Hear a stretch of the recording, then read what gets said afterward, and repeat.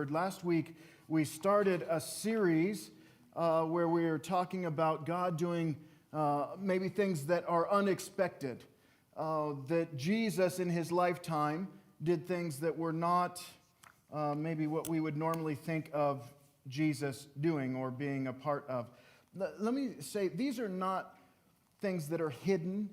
They're not like Jesus' secrets. They're not like some special knowledge that we have. These are all things that are in the Bible. What happens, though, sometimes as we think about Jesus is that we kind of get in one mind of what Jesus is like, and that might be spot on, right? It might be just right.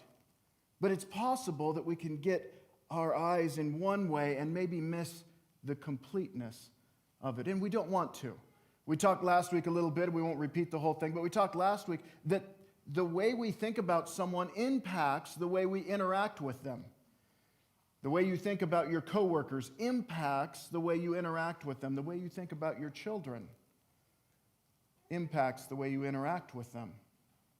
I remember catching myself at a time when one of my children, I won't tell you which one, you can guess maybe later.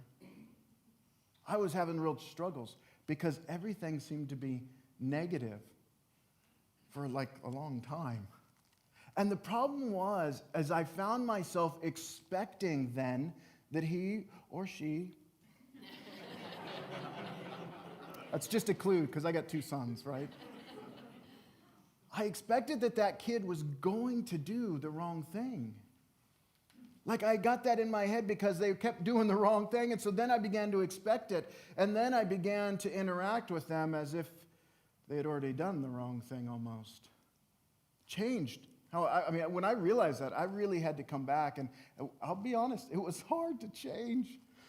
I got 3 great kids, but sometimes you get stuck in one mode, and it can be hard to change, but it impacts the way we think about people, impacts the way. That's true with Jesus. And we want to make sure, as best we can, not that we'll get it perfectly right in this lifetime, but as best we can, we want to have a good idea of what he was about. And sometimes that can be surprising things. Last week we talked about when he was a child. We only have one story from that childhood time when he was 12 years old. So today we're going to move forward. We're going to be in the book of Luke again. If you want to open up and your translation, language, whatever is easiest for you there. We're going to be in Luke chapter 5 eventually. And in this, Jesus is getting ready to start his ministry. There's something that's going to begin. He's going to begin choosing his disciples is what he's going to do, choosing his team, as it were. But before we start reading in chapter 5, let me just tell you what has happened before leading up to this, because I think that's kind of helpful sometimes. So Jesus had begun his ministry of teaching. And he had been baptized. Some of you might remember some of these stories. He was baptized and he came up. He went into the desert for some period of time. There was some testing, some temptations that went on there. He comes back and as he begins to get into his ministry, he goes back to his hometown. Nazareth is where he grew up. He goes back to his hometown, and the way he kind of starts things is that he goes into the synagogue, and they have him read that day, and he opens to a passage that is an old prophecy out of Isaiah, but Jesus tells them, it's about me. He says, all these things that you've been looking forward to, things like the good news being proclaimed to the poor, freedom being spoken for the prisoners, recovery of sight for the blind, the oppressed set free, proclaiming the favor of God. All of these things that you've been looking forward to, he says, they've now come to pass. And he points to himself. And he says, I'm here, and these things. His first revelation in that way of who he is as the Messiah, the one who was coming that they had been waiting for. You know their response? Because, this is what they've been waiting for, right? So they all cheered, and they picked him up and carried him out and had a big parade. No. Now, his very first time that he tells people who he is in that way, and by the end of the conversation, they're ready to throw him over the cliff or get rid of him. It didn't happen, by the way. He continues on. But his very first time that he reveals who he is, he's rejected. He goes on, he begins to not only teach, people are amazed at his teaching, but he drives out some evil spirits, some demons from people. And then he goes in and he goes to the home of Simon. That's only helpful because I think when we get to today's passage, if you don't know that part, it might seem a little abrupt. But he goes to Simon's house, and our first interaction that Jesus has with Simon is that Simon's mother-in-law is sick. And so he goes in and he heals her and then begins to heal some others. That brings us up to what the passage that we'll look at in just a moment in chapter 5. So he's just begun, but at this point it's kind of been on his own. He's just doing his teaching, some healing here, some avoiding being thrown over cliffs there, those kinds of things, but it's just him. But it comes a point where he decides that he needs to get a team around him. He needs to gather some people. Certainly he's hoping his teaching will impact them, but he also needs some that will be with him. And so he begins to go into that process. So he begins, in some sense, to build the dream team. I don't know that he referred to it that way, but that's what I'm calling it right now. Here's what I want you to do before we read the passage. And some of you, you're jumping way ahead because you know who these people are and things. But put yourself in Jesus' position now, if you can, at some level. And you have a great message that you want to share and teach and things. And so you are going to choose people to be on your team, right? You're the lead. And you're choosing to. How many of you lead teams? I bet a bunch of you do here. How many of you lead teams? Yeah, there's a number of you that have been in leadership over teams of people. Well, here he is. He's getting to choose his team. If you were choosing your team, you're going to start a worldwide revolution of sorts. Bring hope, change. What type of people are you looking for? Talk to me. What type of people would you want on your team? The best one. But what does that look? I'm with you.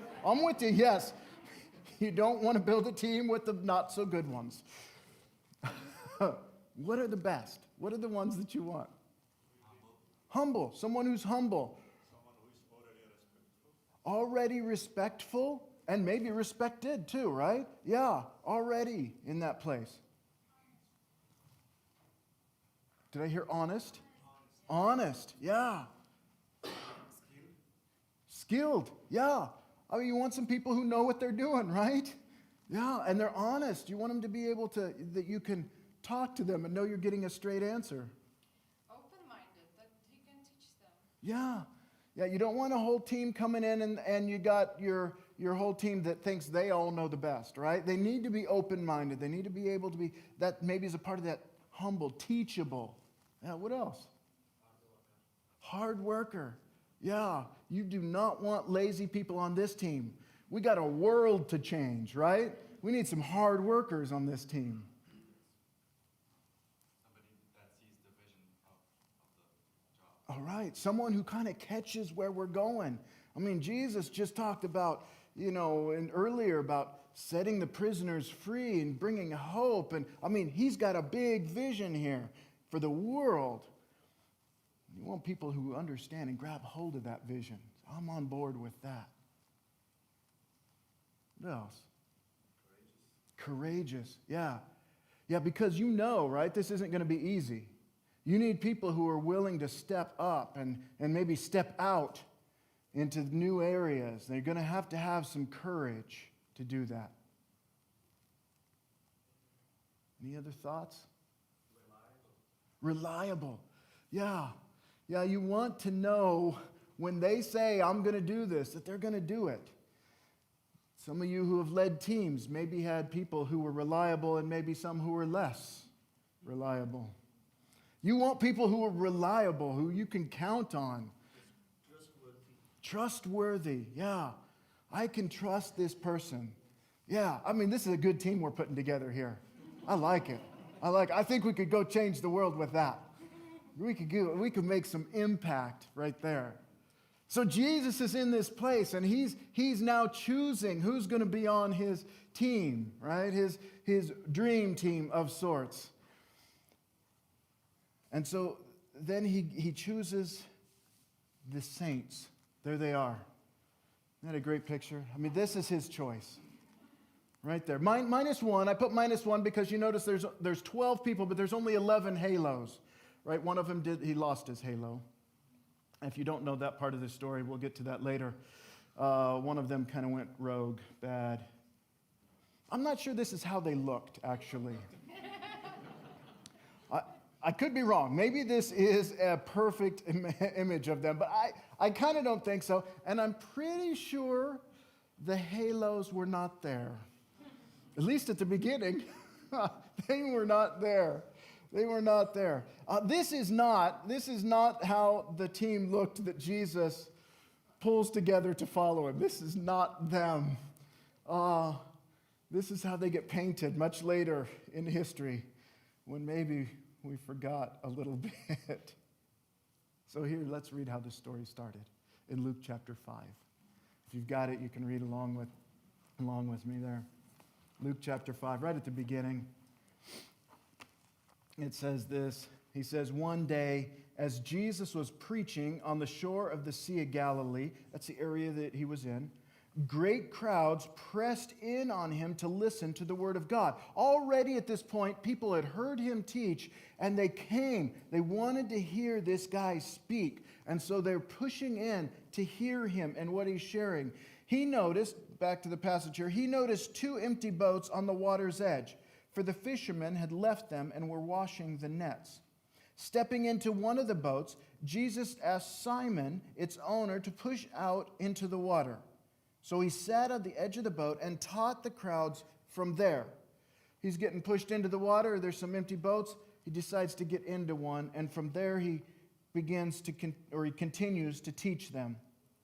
He says, so when he had finished speaking, he says to Simon, now go out where it is deeper and let down your nets to catch some fish. Master, Simon replied, we worked hard all last night and didn't catch a thing. But if you say so, I'll let down the nets again. At this, their nets were so full of fish, they began to tear. A shout for help brought their partners in the other boat. Soon both boats, filled with fish, on the verge of sinking. Pause for just a second here.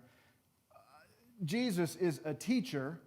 If he knew anything about Jesus from before, and maybe they'd had a conversation, because remember, Jesus had been in his home, he may have known that he grew up in a carpenter's house, working with wood.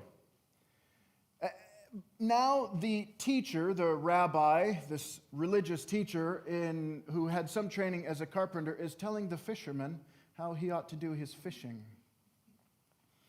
And you get a catch of that when he says at the beginning, Master, you probably don't know this, Master, but we were out all night, which is when we should be fishing, and we didn't catch anything. But he decides to go out anyways. I think that's because not long before, he had his mother-in-law who was sick in the house, and Jesus goes in and she comes out healthy. And I think he says, you know what, I know about fishing, but perhaps this guy knows something that I don't know. And so he gives it a chance, and the fish come, and they're about to sink. And then it goes on, it says, when Simon Peter realized what had happened, he fell to his knees before Jesus and said, "Oh Lord, please leave me. I'm such a sinful man." For he was awestruck by the number of fish they had caught, as the others were with him. His partners, James and John, the sons of Zebedee, were also amazed. Interesting to note his response there, isn't it? Maybe in some way, I don't know what it would be like to be in that situation where right before your eyes to see a miracle of that size, where you caught nothing and now your boat is about to sink, because this master, he commands not only some good teaching, but he knows how to do other things too. And Peter recognizes that this is not an ordinary guy. And immediately, he recognizes that I am not like him. This is a powerful and holy man of God. And his response, instead of embracing it and saying, that was awesome, let's do that again, he says, wow, I shouldn't even be in your presence. You go away. There have been times, other places in the Bible, if you were to look through, where people had similar response. They come face to face with the greatness of God. And their response, although they desire that, is the recognition that we are sinful, we are dirty, we are unholy. We shouldn't even be in his presence. We shouldn't even be on the same boat. I'll leave. I can't handle this, he says. And Jesus says to him in the next verses, he says to him, don't be afraid, because he was. From now on, you'll be fishing for people. As soon as they landed, they left everything and followed Jesus. I think the they there that we read about in Scripture is Peter, his brother Andrew, and James and John, his partners, all four of them. They see what Jesus does. He says, I've got something else for you. And the fishermen leave the fishing boats and they begin to follow Jesus. That's the beginning. He's beginning to call his disciples to him. Fishermen who apparently, at least the night before, weren't all that successful at their fishing. And he sees something in them. And he says, I want you to follow me. We read about others. There were some who were followers of John the Baptist, his disciples, John's disciples. And John points to Jesus and he says, look, there is the one. There's the Lamb of God. And they say, all right, John, see you later. We're with that guy now. And they begin to follow him. And then later in that same chapter in Luke, in verse 27 and 28, if you just look down a little on your page, or we'll put it up here, Jesus is in the same town. And it says, later, as Jesus left the town, he saw a tax collector named Levi sitting at his tax collector's booth. Follow me and be my disciple, Jesus said to him.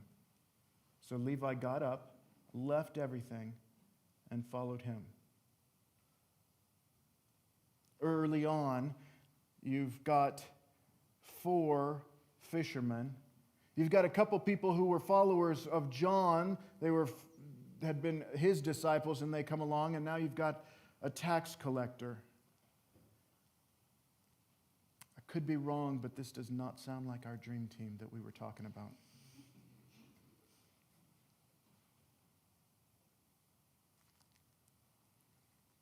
The disciples, if we were to look at that term, to be a disciple is to be a follower.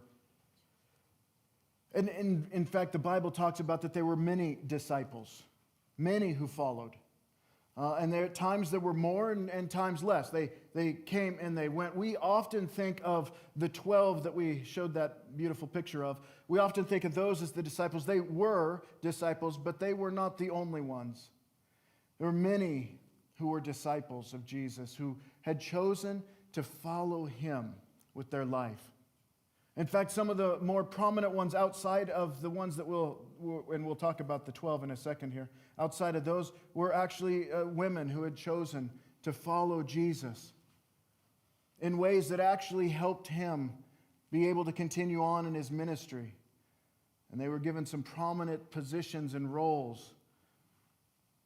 We know some of them by name. But eventually Jesus says, among all of these disciples that he's got, he decides to choose 12 who were going to be apostles. They're disciples, but they're apostles. He chooses 12. Disciples are the followers. We're all called to be disciples, right? But he also calls out 12 of the disciples to be apostles. A disciple is a follower. An apostle is a representative, one sent to be speaking on his behalf, to go out. And he chooses 12 who are going to be not just disciples, but apostles as well.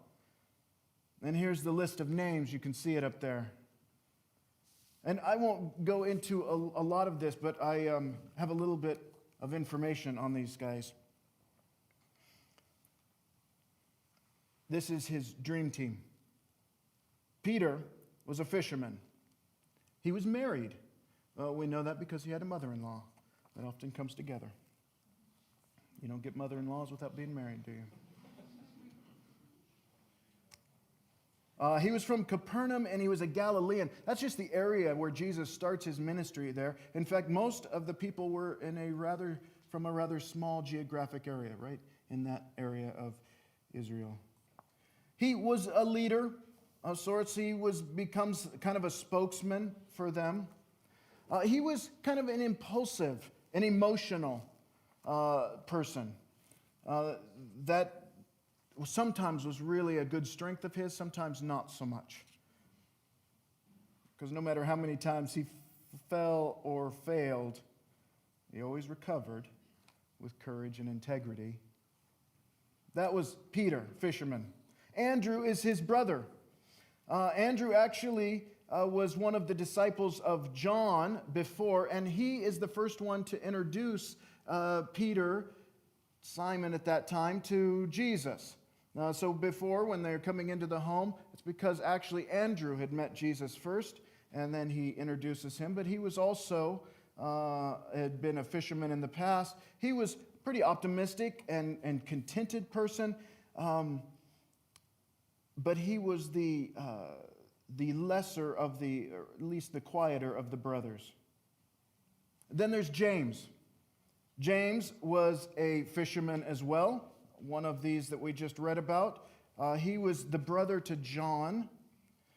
He was courageous. He and his brother, James and John, were given the nickname Sons of Thunder. That is not because they were quiet or kind, just in case you're wondering. It's because of their type of personality. So if you think of Sons of Thunder, that's how they were known. John then is his brother. James and John are brothers. And he is the one who would later be known, at least by himself, as the one Jesus loved. I think Jesus loved all of them.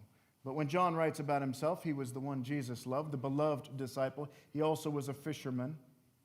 He was a man of action, ambitious, explosive temper, and sometimes pretty intolerant. He was also the other half of the Son of Thunder. Of their family, James and John, we have the idea, the understanding that their family was a little bit richer. We get that because when they left their father, the father also had hired men. So it wasn't just family that they had enough wealth to hire others in. So he came from a family with a little bit more wealth than maybe some of the others. Then there's Philip. Philip probably was a fisherman too, from the same area. He was the first who heard Jesus say, "Follow me," in one of the other Gospels. And he goes out and he finds Nathanael or Bartholomew. Some of the guys have two names. And he's a warm heart, but he has a rather pessimistic head. He's also a Galilean from that same area. Then there's Nathanael or Bartholomew. It's the same guy, both of them. Jesus says about him that he is an Israelite in whom there is nothing false. You remember some of that thing? But Nathanael was skeptical. But he decided to come along anyways. Can anything good come from Nazareth? I'm not sure if this could be the right one, but I'll come along. He was skeptical. And then you get to Levi, or Matthew, as he's known later. He was a tax collector. Tax collectors were some of the worst. Not that we think that anymore, right? but they were some of the worst at the time, because as an Israelite, that meant he worked for Rome. I was thinking about what would that be like today in our setting. I think, and I don't know that I come from a place where I have a good understanding of that, but as I look around the world today, there are places where there were occupying armies. For a long time, there was here in this country, there was another nation's army here, right? It would maybe be like if you were a true Czech, but you gave your loyalty and got all your money, making money because you worked for the Soviet Union. Probably wouldn't go over real well with all of your friends. Or we can think of some situations in the world right now. If someone in Ukraine decided they would side with Russia and make a lot of money off of that deal, that would not sit well with your fellow Ukrainians, would it? It was kind of like that. Rome was the occupying force, hated, wanted to get rid of them at all costs. In fact, they did try a number of times to kick them out of the country. And here it was, this guy not only worked for them, but he made a lot of money working for the enemy. And Jesus must have been confused, because Jesus decides that this guy ought to come with him. So he invites Matthew, or Levi, to come with him.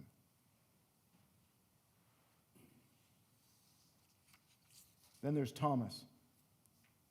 Thomas is given the name sometimes Doubting Thomas. I don't know that that's fair because of some of the other things he said, but when Jesus is resurrected and he's not there, he says, I'm not going to believe it till I see it. That's just kind of his character. I've got to see it to believe it. He was more of a pessimist, maybe. He was also a man of courage, though. He was willing to follow Jesus when he thought it would lead to death. They all deserted in the end, but he's a little more prone to extremes, maybe. James the Lesser is sometimes how he's referred to, because there's two James. James is from Galilee. He's the brother of the apostle Jude. We don't really know much about him. He's pretty anonymous. We don't really have any information about him. We have some apostles that we know a lot about and others that we only know their name. Interesting that Jesus would choose people who would be unknown. Then there's Simon the Zealot. A zealot was the opposite of Matthew, who worked, Levi, who worked for the Romans. The zealot wanted to do everything, including violence, to get them out. The zealots trained in order to be able to turn back the Roman Empire that was occupying them. Simon was one of that group, trained in that way. Fanatical nationalists, crazy with hatred for the Romans. Why Jesus thought Simon and Matthew would be a good grouping. And then you have Thaddeus, or Jude, brother of James. He also was a nationalist. Maybe not quite as violent, but he was a nationalist who dreamed that they would be the chosen people who would rule the world. Back to when it gets down to the end, he says, now Jesus, is it going to start now? Like, do we take over now? That's Thaddeus, that's Jude. And then there's one guy, Judas Iscariot. And he ends up being a traitor. Interesting, though, on him, because he comes in and he's given the chance to be the treasurer, which you do not do with people you don't trust, right? You're looking for someone trustworthy. You're like, well, we gotta know we can trust the person with the money, because that's my lunch tomorrow. I got to know he's trustworthy. And so they asked, Jesus says, why don't you, Judas, why don't you take care of the money? You seem trustworthy. It did not turn out well. He also had hopes that they would turn back the Roman Empire. So this dream team seems a little less dreamy. Seems kind of in some ways like a mess. Like is he looking for trouble? Like when you pull together this type of group, I mean, when we're trying to make a team, when you're trying to pull people together, one of the things I enjoy doing, actually when I'm not here, I enjoy doing this, but when I'm not here, is that I like to go and work with teams. And when we go and work doing team building or those kinds of activities, what we are usually trying to do is to help people understand each other so they can work well together. And Jesus has given himself a really tall order, a really big task in this one, because he's brought together people who are from all over the place. He intentionally chose people who do not fit together and probably were not real skilled for what he needed. He had a little bit of skill. Matthew would have known how to write. He would have had that training if he was a tax collector. You got some people who know how to fish, but that's not what he's asking them to do. You've got zealots that you are asking to not fight. He is calling together people who do not fit. And so I wonder, in this diversity, Jesus, is that the right way to go? Is that the best plan? I mean, you got a plan. You've got a vision that you're trying to share with people. You've got a message that the world needs to hear. Why do this to yourself? Why pull together people who don't fit, who probably fought, who did not value each other? In fact, in some level, they would have hated each other. Why would you do that if you were trying to accomplish your task? Isn't it more effective to have separate groups, right? Jesus, why didn't you have like the zealots for Jesus over here? And the tax collectors in Reformation for Jesus over here? And the fishing for Jesus here? I mean, you could have done that, right? You did not have to bring these people together. That was chaos, I'm sure. Why would you do that? And later in the church, I think sometimes we have the same question, right? Like he could have left it like the Greeks over there and the Jews here and you know the Roman Christians over there. He could have separated them all, and yet he decides that the best plan to make a difference isn't to be effective in that way, but is to pull people together. I come from a country that I think one of the saddest things about my country, and particularly in our faith in the churches, is that they tell us, and I think this is still true, they tell us that the most segregated hour in North America is Sunday morning when people go to church. That somehow we have gotten the idea that to be most effective, to be really able to do this, we ought to divide. We ought to have our groups. And if we divide out and if we're in our separate groups, that would be the best. That's the way often we think. If we can get together the people who agree, then we'll be able to go further, faster, better, right? If we all agree, if we're all working together, we're all coming from the same place, going to the same place. For whatever reason, Jesus, although he's pulling together Jews, he's pulling them from a wide variety. He's got a different plan in mind.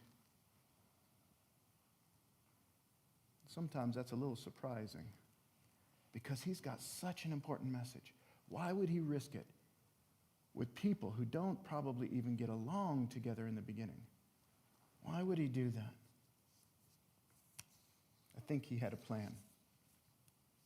Here's what I think it is. He says this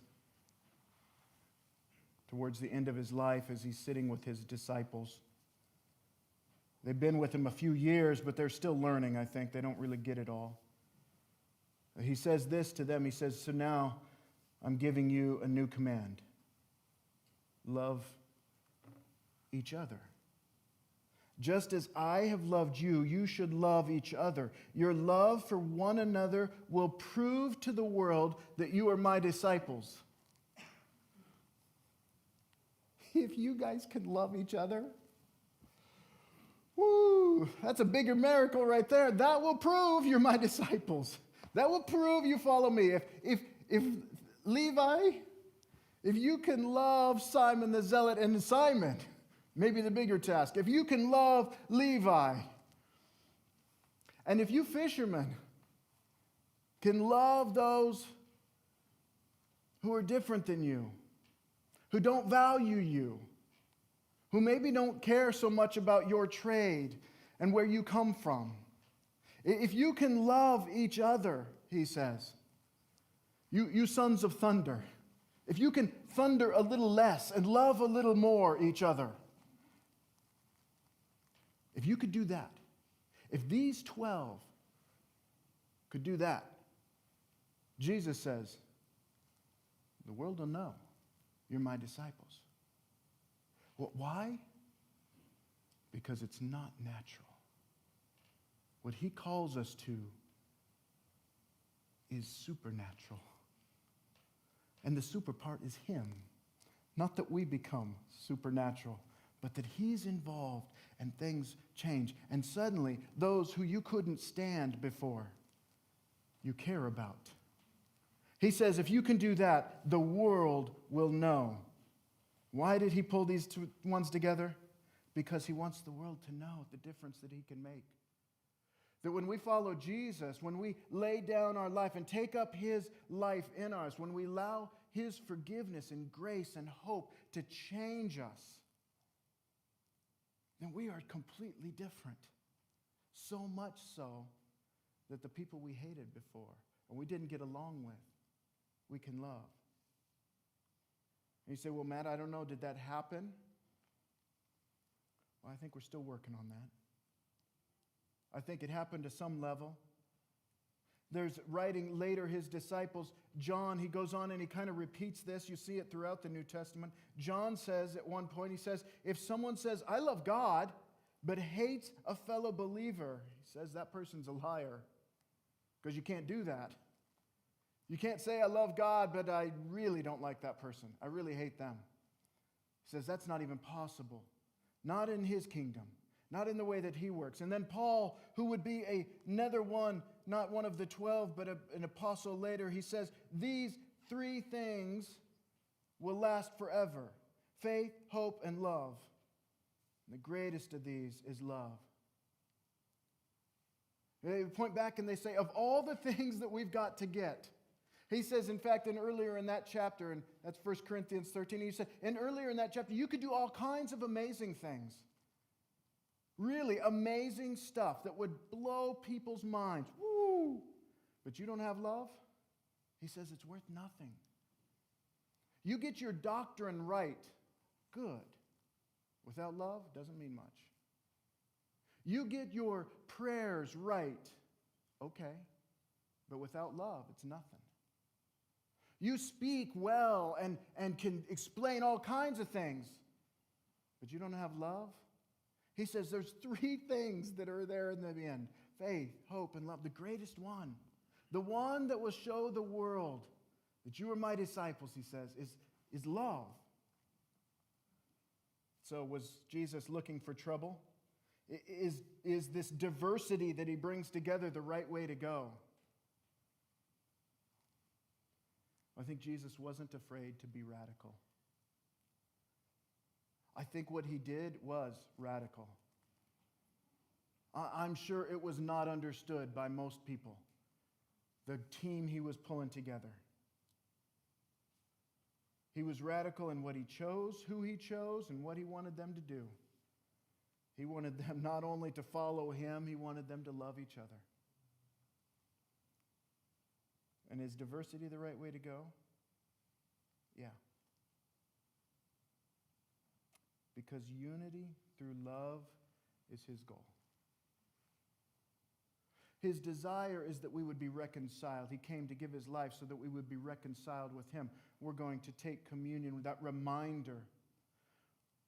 But he gave us this not only to remind us of what he did for us, that we could be reunited with God in a relationship, but he gave it to the church. He gave it to us as his followers, that we would do this together. That the thing that he's done in me, he's done in you. And because he is doing that and changing us, we can love each other and care for each other in a beautiful way that says the things that the world would like to divide us on, your political stance, your ethnic background, your wealth, your views on this or that. He said all of those things that the world would like to put you in groups And the world is constantly trying to do that. You know that. You've experienced that, haven't you? The world's trying to put you in certain groups. And sometimes we feel like, I don't fit here, I don't fit there. And Jesus is saying, there's a new fit. There's a new place to be fitted. And in me, we find that. Oh, he was radical, and he was drawing us together in unity so that we would know him and that the world would know him. At the end, in John chapter 17, I'll finish with this, and then we're going to sing and take communion. This is his prayer at the end for us.